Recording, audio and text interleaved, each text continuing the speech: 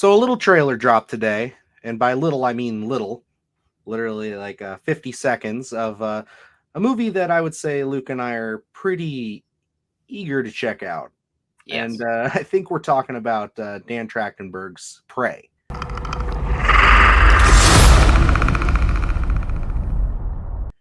which is a Predator movie. And something I necessarily didn't expect so soon after Shane Black's Abomination had hit theaters, but You apparently didn't this like thing that is. one? I didn't like that one. No, I thought that movie was awful. And if you check out our podcast by admission only, which you can find on Spotify and all those great places, um, you can actually go back and listen to our review of that because I think we had a lot of positive things to say about that masterpiece. It was Why they call it an abomination, I don't know. it was such a good film that we had to pitch our own ideas. Yes. And funny enough, to kind of feed into Prey here, one of those ideas, your idea specifically, also not set in present day. Correct. But not as far back as this one. Yeah, no, this one is definitely a lot further than what you had, but yours was to set a Predator film in World War II, if I remember correctly. This is correct. Yes. I don't know if you want to give us like a little Cliff Notes version of your story, or if you'd Yeah, just like to kind of keep it vague, like a little synopsis, but I mean, my whole idea, and I think anyone who listens to this or by admission only knows that I am a fan of a simplistic concept with expanded upon storytelling. mhm. So for me, when we had pitched those ideas, you kind of went a different route with it, where from when I write, I need parameters. I need guidelines to say you can't do this, you can't do that, and for me, the creativeness comes within those parameters that are set. So for me, I was like, if we expand upon this in 1,000 years from the original Predator, there's just too much to try and grasp. You can go so far out that it's just going to get too complicated. So my idea was, let's not go far out. Let's go back in time, because the original, I think it was 1987, came out, and we knew what kind of weapons, what modernizations that Predator had. So my idea was, let's go back. Let's take some of that away, and that's where the creativeness comes. And so, like, when this was announced and it was going to be so far back, I was like, oh, so let's get real creative with this and see what Dan Trachtenberg and his team's going to come up with, because let's take away a lot of those weapons. And that was kind of my whole idea. I think that's where the fun starts, and to kind of make it your own, because the audience would be able to pick out certain things to say, oh no, that is pre 1987 Predator because he doesn't have this, or he's using a primitive version of what we do see in those later films. So that was my whole concept. I just figured, let's get a little more simplistic with it, and that's where the uniqueness comes from. Yeah, and not to like jump into my whole pitch, but it was very different from that. Very much the let's go full bore summer blockbuster action. I'm gonna have an arena where predators are fighting each other and fighting other monsters, and then I brought the black goo from Prometheus, and I basically made like this balls to the wall AVP movie. Um, but yeah, so what I think I enjoy about your pitch and just what really made it stand out to me again was your setting, and like you said, the simplicity of it. You went back to, just making it man versus beast here instead of, like how a lot of these predator movies, especially the last one with Shane Black, have these super predators and all this like extra shit that we really don't need when we get down to the bare bones and DNA of this franchise. Hmm. And it kind of seems like they're headed in that direction to kind of circle us back here to Prey.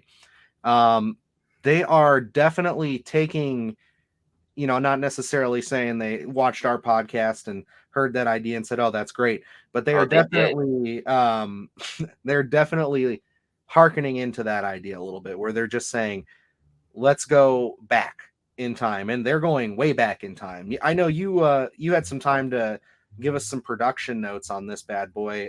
There's a synopsis as well, right? Yes. Yep. So I'll go ahead and read that. why don't you give us the synopsis here and let us know what exactly we're expecting here with Prey? All right. The story is set in 1719 and follows a young woman, Naru, a fierce and highly skilled warrior. She has been raised in the shadow of some of the most legendary hunters who roam the Great Plains.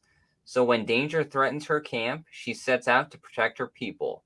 The prey she stalks and ultimately confronts turns out to be a highly evolved alien predator with a technologically advanced arsenal, resulting in a vicious and terrifying showdown between the two adversaries. So that's kind of just what they've said so far. This really hasn't changed since um, when we had initially heard that it was called Skulls and Mm-hmm. what we were going to be looking at. I mean, we had probably like one or two sentences, but this has expanded upon it in a sense, but it's really just a longer version of what we've already been accustomed to thinking we were going to get even way back in 2019. So this really doesn't give us too much at all. It's pretty much what we've been expecting here. So I mean, I think we're even with the teaser trailer dropping, we're still kind of in the dark right now. We don't really know what to expect. And I love that. I think that that's awesome, especially for a franchise like this where it's just been through so many iterations. And really, I want to say, for me, like, although I enjoy Predators, I think it's fun. I think the franchise peaks at Predator 2 at this moment in time. Like, I don't like Shane Black's Predator. I'm not a fan of that film, and I just think that there were so many big misses in there, and they went so big with it that yes, stepping back and like just focusing on just these couple of characters and just taking all these, things like cell phones and technology, taking it completely out of there, just really adds a more interesting element to this movie. And I think like having somebody like Dan Trachtenberg behind it, who's he's done 10 Cloverfield Lane as they boast in the trailer, and he's also done work on The Boys. The guy's track record's pretty great right now, and I personally think that like he's a very good fit for the Predator, at least from what I'm seeing and what Yeah. I've heard. I mean, we still have to watch the movie, obviously. We still have to, see. I don't necessarily need any more marketing considering it's coming out in August, but I do want to see, when it comes out afterwards, what kind of effect it leaves on people, especially with it being on Hulu. Yes, and that's what interests me. Like, for me now, the moment you tell me it's a Predator film, regardless, I'm already sold. I'm already going to see it, whether it's on Hulu or it's going to be in the theaters. I'll go wherever you're telling me there's a new Predator movie, and I'll go see it. Like that's what I did with Shane Black's The Predator. Yes, I regretted it, but for me, it's like I'm so hungry for Predator content. I will watch anything at least once to see, whether I want to work it in that Predator rotation or I'm gonna pretend it doesn't exist because it's like the more Predator content for me, the better because I just love the universe. I love the monster itself. I just think it's so interesting in a very unique universe. So this one, I would be interested since I'm already sold. If you give me two or three more of these little blurbs of 50-second teaser trailers and just give me that and hey, I'll see you on August 5th. You know what I mean? Like I would be totally fine with that. And that's what like a lot of these people I feel like since it's on Hulu, people are really just going to be you're either going to check it out or you're not. You know what I mean? It's like a lot of people want to go to the theater to see this because of the track record Predator does have, but it's like I think your mind's made up before you really even seen too many of the trailers. It's just like you're either going to see it or you're not. So I don't think you're really going to sway that many people. Hmm. So I would just be happy with two or three more of these just little blurbs that don't really tell too much. Hey, I would love to not even see the actual predator himself. Oh, really? Until For most of yeah, the movie? until yep. Okay, because I was gonna say, if you're saying through the whole film, I disagree. I think that Oh that's no, a no, no, that's a no. huge, huge selling point for me. I love. I will say this, with the exception of maybe a couple from the Alien versus Predator, the looks of the Predators going forward, and I mean, like even to a degree, Shane Black's ideas for Yeah, it for me, for the looks, they were stellar. Like, I mean, I love the look of the Predator. It is such a classic monster. I Um, for I was saying no in the teaser, no predator. Oh, okay, absolutely. Yeah, no, don't show it at all. Like what you're Yeah, doing is fine. And I mean, like, yeah, I'm sure we're gonna get a full trailer. I mean, this is labeled as a teaser, so we're expecting another trailer, but I'm interested. I mean, like, I really think that this could sway me back into loving this franchise because I'm gonna be honest. When I was hurt, we think we both were. We were both in a raw spot when Shane Black's The Predator came out, and like it's this feels like a beacon of hope to me. I just yeah, think with everybody behind it, although I want to clarify, I loved Shane Black. I still do. I still think the guy has some really good stuff, like The Nice Guys and Kiss Kiss Bang Bang. Hell, I'm even going to say Iron Man 3 because I actually really enjoy Iron Man 3. But like, you know, I just I think that like Dan Trachtenberg has still not necessarily that he has something he has to prove to like film fans, but to a general audience, if he wants to really get out there, he still has something to prove. And this is a one of those franchises that's just been abused over and over again. That for it to get it right and to be, I think, with the luxury of Hulu, you could have this perfect storm where you're just at work and people are talking about, oh, I watched that over the weekend. Because that happens. When the Fear Street movies came out, there were a lot of people who were just like coming into work where I was and they were saying, oh, yeah, I watched that. And, I checked it out. And it's water cooler stuff. You know what I mean? It's yeah, like good TV. But like, I think this could be the movie of that weekend. I think like yeah. if it really hits, I think you're going to get a lot of people saying that. And I'd love to see them continue this concept. Like, just place the Predator in different, eras of time. Let us see him. Like, it doesn't have to get gimmicky. You can still do stuff, but like, I want to see the Predator just go all throughout. Just like I want to Yeah. see him and fighting Spartans, fighting samurai, all this stuff. I really want to see them do that. And I think there is a hesitation there for it to be on Hulu for people to think, well, maybe the quality isn't there. But marketing wise, I think this is the smartest route to go because, like you're saying, where it becomes water cooler talk, where Hmm. when a movie's released on Netflix, everyone will see it because almost everyone has Netflix. Whereas so many people have been burnt on the Predator franchise that if this was in theaters, I'm trying to think of like a movie that was really good that no one went and seen at the time. I think something like Logan Lucky. I think was a movie that was in theaters, was highly rated, but not a lot of people had seen until like after it was like word of mouth. So it's like even if Prey ended up being a great film, a lot of people aren't going to go see it, and it That's could just true. be totally overlooked. So it's like I think this is the best move to kind of get as many eyes on it as possible is to put it in the streaming service, especially if you've watched it and the quality's there and they can be like put it on streaming. Let's get the audience back so that the next film we can put in theaters and people will have confidence and people we can bring that audience back. So I think That's it's really very really smart smart. marketing. Yeah, I mean, like, when you're looking at it from that angle, I hope they're being that proactive and that smart about it because, like, that's definitely a nice method, I think, because it's you're right, the quality of this, it looks top notch. Like, it Yeah. really looks like there is some love and care. We've only seen 50 seconds. I have to keep that in mind too. So maybe, out of that 50 seconds, the other 90 minutes of this movie is all garbage. We don't Yeah. know yet.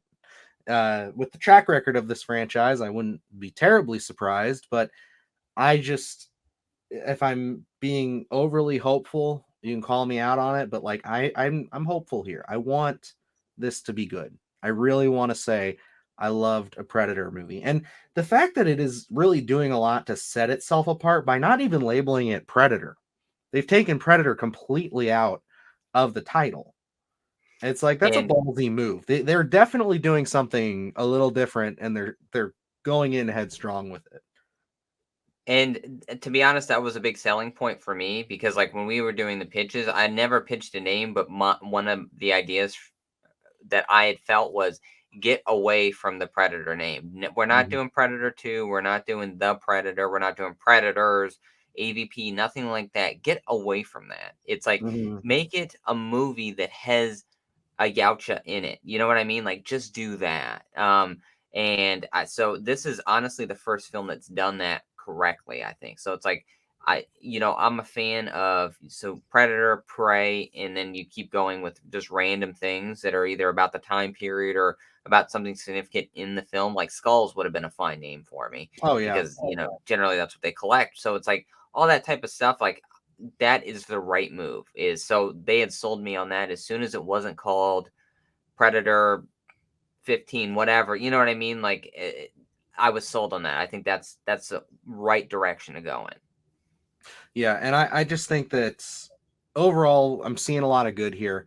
I think I got 2 points I want to touch on before we wrap this video up. One of those being I already have a problem with something in this movie. And it's a personal preference, but before our little pre-show here when we're just kind of getting things ready, you had addressed that this is also a problem with you. And I kind of want to touch on it just to get a general idea. I want to know people's thoughts on this if we're being a little overly Yeah, fanboy when we kind of talk about this. They're kind of like, but I'm annoyed that the it looks like the plasma cannon or whatever, like the yes. shoulder cannon is in the movie. I think since we're setting it so far back, I wanted, like you had said during your pitch, I wanted to see a more primitive Predator, and I'm afraid that it's just going to look like every other Predator Yeah. with all the same weapons, which I understand if you're a fan of the franchise and if you're trying to bring fans of the franchise in, there's expectations. And it's kind of like if they tried to make a Friday the 13th movie today and they didn't have, and Jason didn't have the hockey mask. To some, ballsy, I'd be interested, but the average moviegoer, they're gonna hate that. Same thing with like Yes. taking Freddy's glove away, and just Yep. giving him something else. You know what I mean? Like that's gonna annoy people. So it's like I understand it, but I just feel like to service the story better, like doesn't have to be, and they could fix it. I mean, I'm being open minded to the fact that maybe it's not nearly as advanced as the shoulder cannons are later, and it might just, have the three dots, and that just might be a staple of it because that's Yeah. iconic in and of itself. One of the Yep. biggest lies in advertising cinema is in Predators when Adrian Brody is in this trailer. Do you remember the Predators trailer? I do vividly. I know exactly what you're talking about, and you have no idea how upset I was because that was such a selling point. Where I can't. Was it Adrian Brody who had the sights set on him? I can't remember. Was it him or was it someone Yes. else? So, in the trailer, Adrian Brody has red dots all over All him, over. all over him, and it's just like, holy crap! They are on a planet of predators. They are about to get fucked up, and that's not in the movie. I don't even think he gets one red dot on him, does he?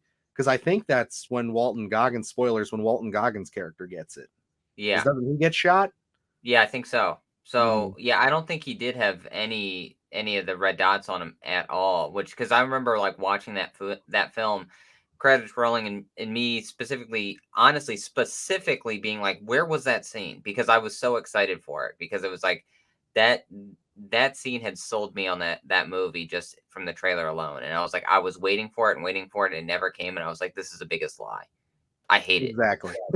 It's just like that's how iconic those three dots are. So like I could Yep. forgive it if it's a little more primitive, but like I said, my biggest fear with that is that we're just going to get the standard predator, and it's like I know that, they're not all the same and they have different clans and different things. Like the AVP predators are totally different from, the predator we see in Predator 1 and, Predator 2. So it's just Yes. kind of this thing where it's like I know there's a lot of lore there. I just want to know how deep they're going and just if they are going to respect the story or service the fans. Either way, if the movie comes out and it's great, I could forgive it. But Yeah. that's pretty much where I land on it.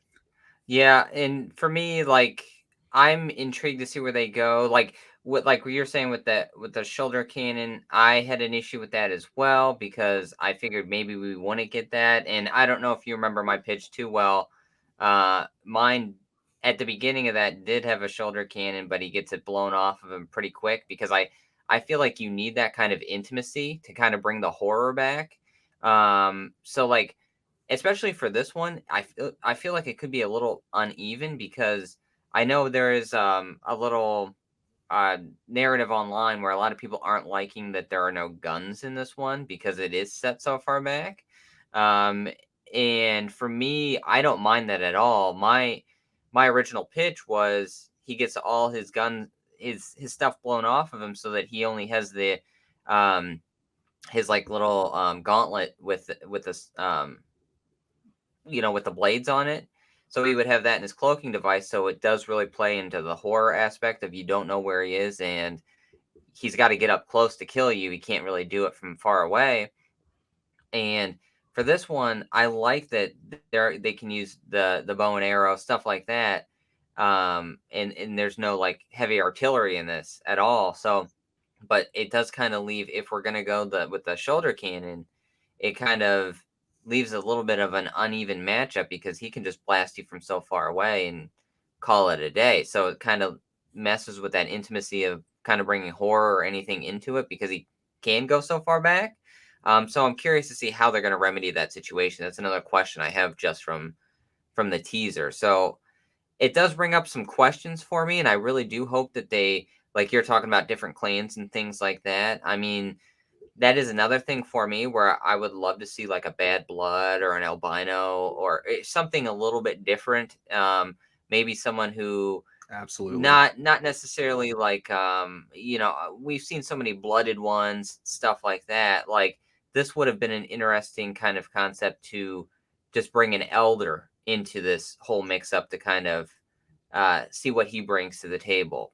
So I'm hoping for something like that. We haven't seen the Predator yet, so I'm hoping they kind of give something along those lines because there's so much lore and this universe can be such expanded upon that I'm really hoping that they do something crazy with it. Like there's we're both into NECAs and there's a new Predator coming out. It's called the Shaman Predator. Have you seen that guy? Yeah. Oh yeah. That thing looks so. And I don't know his story or if he really has one yet.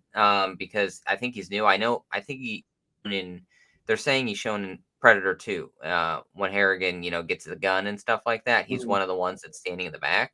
But I don't know anything about him. But he's got like the skull face and stuff like that, and very primitive. And to me, I just throwing out a random concept because I don't know if they have anything like this. If it was like almost an excommunicated predator that found a home on Earth and is kind of almost living in existence with Native Americans, and it is a shaman predator, and they believe he has some sort of powers or heal whatever. You know what I mean? To kind of because I don't know if they have a predator that just decided to live on Earth, and to do it that far back in 1719, you could do it as in like um like a Bigfoot or something where it's like, oh, we've seen him and all this other stuff. And I think that would be a very interesting lore. I don't think, obviously, they're not going that route, but just seeing this, knowing when this time period was and seeing the possibilities here, I really wish they would do something like that.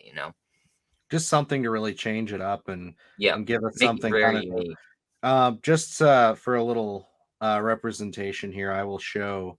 I actually pulled up the Shaman Predator here. I'm gonna throw that out on the background. Oh, and you can't even see it that well. But yeah, it's a really cool idea. I had to pull it up when I saw it, and it is really cool. So I would definitely recommend looking it up because that's a beautiful figure. Like It's I great. I really don't know about honestly like collecting predators that deep just because just like there's so many and it's a Oh, slippery slope, but it's oh like man. it is beautiful. Like it is a really smart and cool design. They're such unique figures. I love them. You touched on something, though. This is my last point before we kind of wrap this video up. I mean, we're going roughly 20 minutes or so on after editing, we'll see, but roughly 20 minutes on a 50-second trailer here. But I guess we're kind of talking Predator lore as well. Do you think that this is going to be the film that brings horror back to the franchise? I know this is an action centric franchise as well, but I have always associated Predator with horror.